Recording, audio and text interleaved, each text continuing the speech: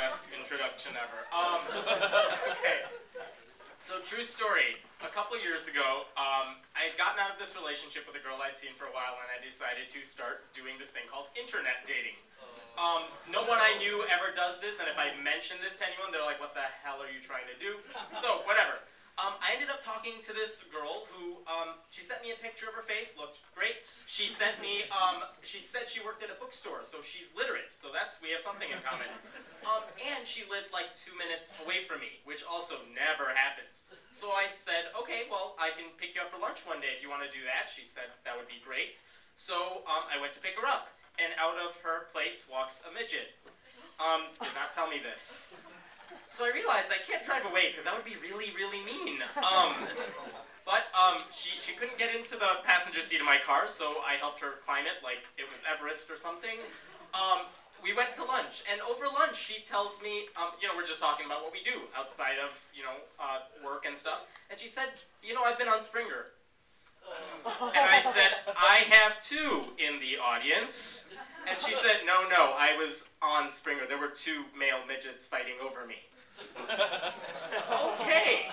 So that's when I realized I had to be a little more picky when it comes to online dating. I told one friend about this, and he's like, wait, midget Springer?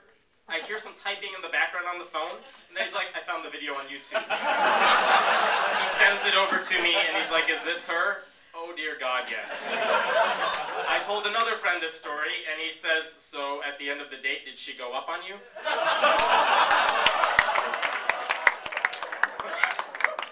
Okay, so I realized I need to be more picky. What do I need to look for when I'm trying to meet someone? And so I thought, okay, well maybe one of the things that would mean a lot to me is if I actually sought out someone who is also an atheist. But I don't know if that's an end-all be-all, and I know that I've met some people, I don't know if this is the case for anyone else. Have any of you ever freaked someone out that you kind of liked when they found out you were an atheist? Lots of hands, yes.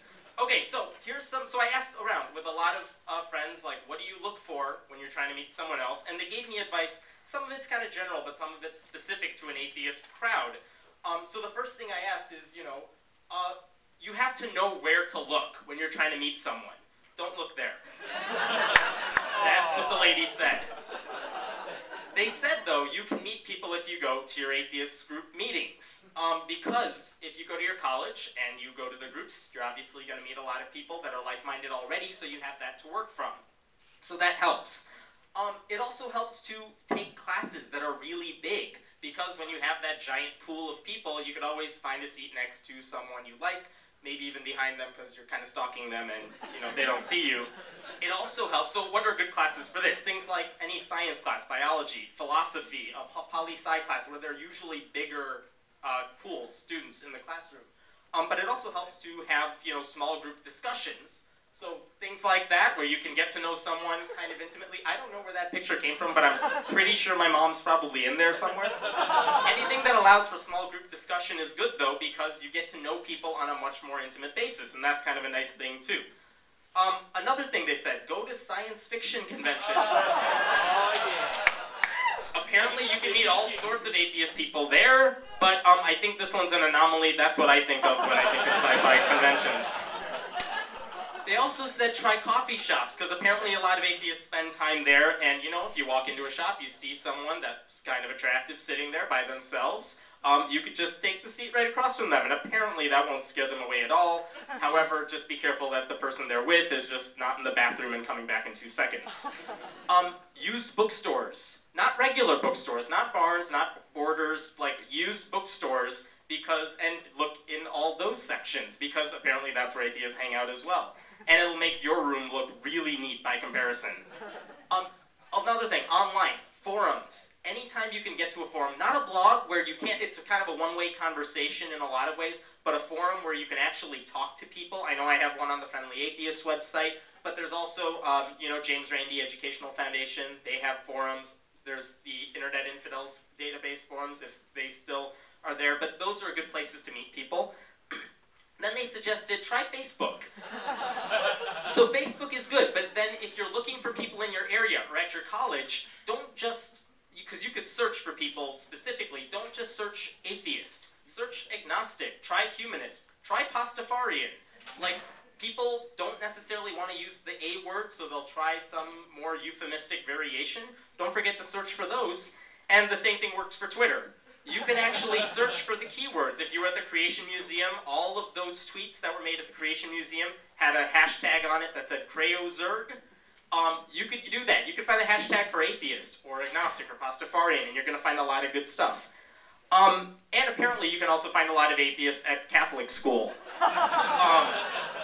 That only applies if you're not 18 or older. By the way, don't Google Catholic schoolgirls. Second thing, try the dating websites. And a lot of people suggested, you know, internet dating doesn't have to be a bad thing if you know where to look. And there's so many internet dating sites out there, so which one should you use? True story. I learned about this site. Every Indian in the freaking world knows about this site. It's called shoddy.com. It's our version of JDate. But I ran a little experiment on this a couple years ago because my parents would love it if I came, you know, home with a nice Indian girl. So I'm pretty convinced this is not going to happen, not because I'm opposed to it, but because I don't meet a lot of Indian girls who are also atheist, because that's a rarity. But I went on this site because a lot of Indian people go on it. You could see one of the questions here. I pulled this up the other day. This is not old. First, one question. Profile created by. Did you create the profile? Did your parents create it? Did your siblings create it? Your friend, someone else. Your mom could be making your online dating profile for you. Another thing here. What caste are you in? And this was not there when I went a couple days ago, but it was there when I did this experiment a couple years ago. First question, what are you looking for? Not man or woman. Are you looking for a bride or a groom?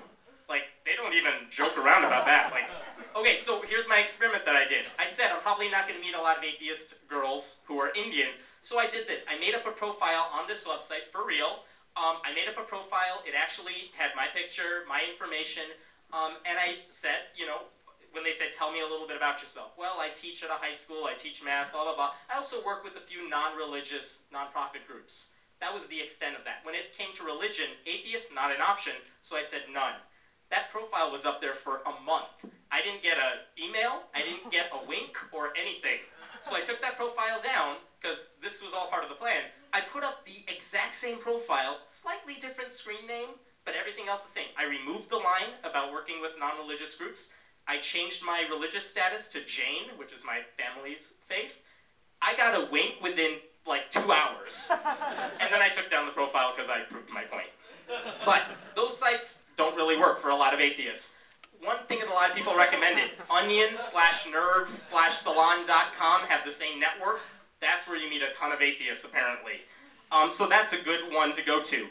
OkCupid is also really good for non-theistic people, and how can you not like a website that has like a section called Your Stalkers?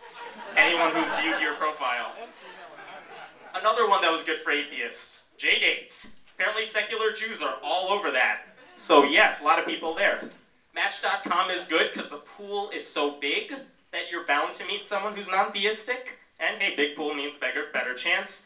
eHarmony, not so good for atheists. There were a few reports where a reporter filled out the 9 million question survey and then found he was rejected. Like eHarmony said, we have no matches for you. And then he went back and wrote all the same answers again, but he said, when they'd asked, you know, are you religious? He said, yes. All of a sudden they found matches for him. And if you find someone on eHarmony, you like have to be in their commercials, and that's no fun either. Craigslist is great if you want some gonorrhea to go with your herpes.